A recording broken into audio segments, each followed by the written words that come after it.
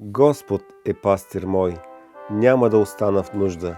На зелени пасища ме успокоява, при тихи води ме завежда. Освежава душата ми, води ме през прави пътеки заради името си. Да, и в долината на мрачната сянка, ако ходя, няма да се оплаша от зло, защото ти си с мене. Твоят жезъл и твоята тояга, те ме утешават. Some years ago, while I was studying, Преди няколко години, докато учих, I had to go to university early in the morning. трябваше да отида в университета рано сутрин. And the distance was a little further, so I had to take two different trains. Разстоянието беше много далече, затова трябваше да взема няколко влака. And I wanted to catch an earlier train, so I rushed to reach it. И исках да хвана по-ранен влак, така че побързах, за да го хвана.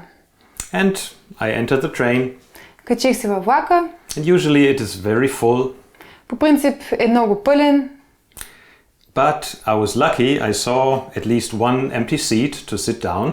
но бях много щастлив, че успях да намеря едно място, където да седна. And you might know those seats where there's two seats facing each other. И може би знаете тези места, където има две седалки, които са една срещу друга. And only the seat at the window was empty. И само мястото до прозореца беше свободно. So you have to squeeze through the other people to get to it. И така, че трябва да преминеш между другите хора, така че да можеш да седнеш там. But I managed and I sat down. И аз успях и седнах. And I didn't sit long Не седях твърде дълго, until I noticed a smell. докато усетих една миризма. And it smelled like a full diaper. И измиришеше на пълен памперс. And what was my reaction? И каква беше моята реакция? I looked around. Гледах се наоколо. Where is the baby? Къде е бебето? Where is the baby? Къде е бебето? But I couldn't see any. Но не можех да видя бебе. But the smell was really, really bad. Но миризмата беше наистина силна. And it filled the whole cabin, I thought. И изпълваше целия вагон. But yeah, I managed to survive and arrived at the destination. Успях да оцелея и да пристигна на дестинацията. And so I got out, got into university. Излязах навън, отидох в университета And I had another thought. и имах друга мисъл. Where's the baby here at university? А къде е бебето тук в университета? Wherever I go today, I smell freshly filled diapers. Където и да отида днес, навсякъде мирише на памперс. And, well, at university usually there are not too many babies. В университета няма много бебета. And so I had a big realization. И имах една голяма реализация. When I get somewhere and wherever I go it smells. Ако навсякъде където отида мирише, It might be me. може би съм аз. And so I took off my backpack. Извадих си чантата And I smelled at my backpack. и помирисах чантата си. Phew! О, The smell came from it. миризмата беше оттам. And so I went to the bathroom and tried to scrub it off. Отидах в банята, в туалетната и се опитах да махна. And it took me a really long time to at least soften the smell a little bit. И ми отне много време, поне малко, да не мирише толкова зле. So what was it? И така, какво беше? I only found out really when I came home at night. Разбрах наистина какво беше, чак когато се прибрах в къщи вечерта. Because also my roommates noticed some smell. Защото също моите съквартиранти усетиха миризма. And in the morning before I left the house, И сутринта, преди да напусна къщата, one of my roommates asked me to take out the trash. един от моите съквартиранти ми помоли да изхвърля боклука. And so I just grabbed it from the bin and took it out.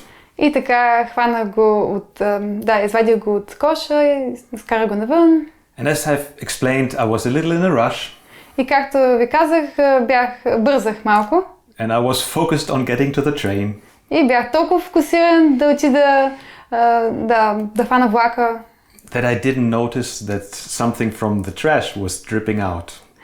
И не забелязах, че нещо от буклука капеше. I mean, I don't know who throws away wet things. Не знам кой свърляше мокри неща в коша. But somebody must have done it. Но може би някой го беше направил. And there was a hole in the plastic bag. Имаше дупчица в нейлонката. And so even the smelly drops in the staircase dropped on the floor. И тази миризма капеше и по пода. But because I was running, но понеже бързах, I didn't look back. И погледнах назад. I didn't notice it. Не забелязах това. And when I came to the big garbage bin, и когато стигнах до контейнера, I opened the lid. Отворих капака.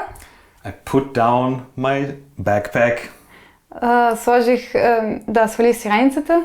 But during that time it had already dripped so much that I put my backpack into a wet area. Но докато държах чанчката, вече толкова много беше капало на земята, че бях поставил раницата си върху това мокро място. And from that moment on, my backpack was smelling like a diaper. И от този момент нататък моята раница миришеше като памперс. So, what was my first reaction when I smelled something on the train? И така, каква беше моята първа реакция, когато помирисах нещо в влака? I cannot be the problem, but where's the problem? Не мога аз да бъда проблема, но къде е проблема? Yeah, somebody must have a diaper. Може би някой има памперс. The smell must come from the other people. Може би миризмата идва от другите хора.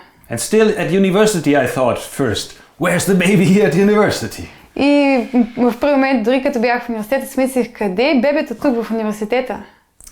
And I have a picture here that illustrates something that is also written in the Bible.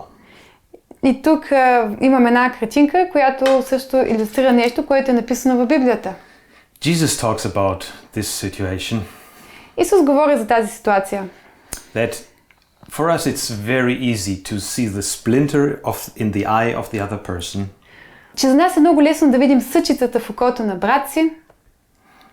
What does it mean? Какво означава това? We notice even the little things outside of us which are problematic. Виждаме проблемните неща извън нас. But Jesus says the beam in our own eye we don't even see. Но гредата в нашето собствено око дори не я виждаме. We think we know that the smell comes from outside. Ние мислим, че знаем, че миризмата идва отвън. The biggest problem is somewhere else. И най-големият проблем е някъде другаде. But it never occurred to me that the smell could come from me. Но дори не си мислех, че може тази миризма да идва от мен. But God wants to remind us again and again to first look to us and not to others. Но Бог отново иска да ни напомни, че трябва първо да погледнем към себе си, а не към другите. And He can even help us to remove any beam from us. И Той може да ни помогне дори да премахнем каквито и да е греди от нас. But our tendency usually is first to look for the problem in others. Но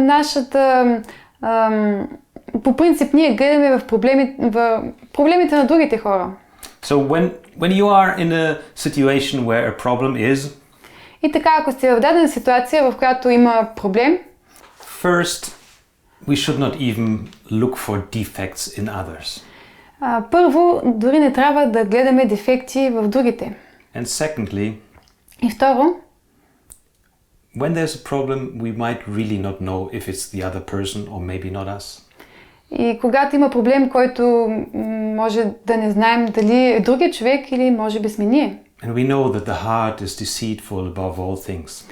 И знаем, че сърцето е измамливо повече от всичко. So whenever you encounter a challenge, така че когато се срещате с предизвикателство, ask God to help you see the situation in a right light. Помолете Бог да ви покаже тази ситуация в правилната светлина. And if then the issue is with you, И ако тогава проблемът е във вас, ask him to help you remove it. помолете го да ви помогне да премахне този проблем.